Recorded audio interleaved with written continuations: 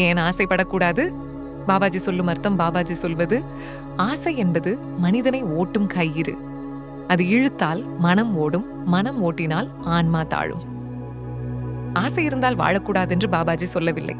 ஆசை அடிமைப்பட்ட ஆசை, ஆனால்தான் ஆபத்து. 1. ஆசை மனதை அடிமையாக்குகிறது.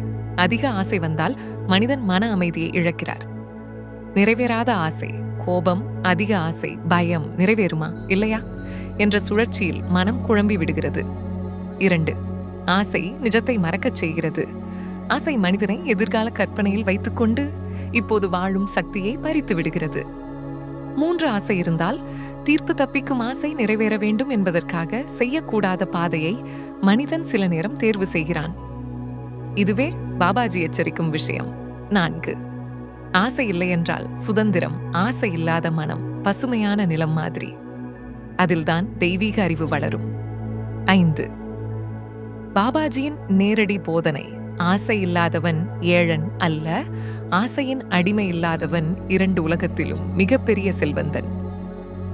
வேண்டாமா ஆசை? வேண்டுமே. ஆனால் பாபாஜி சொல்லுவது, ஆசை மனதை ஓட்டக்கூடாது, மனம் ஆசையை ஓட்ட வேண்டும். ஜெய் ஓம் கிரியா பாபாஜி நமः.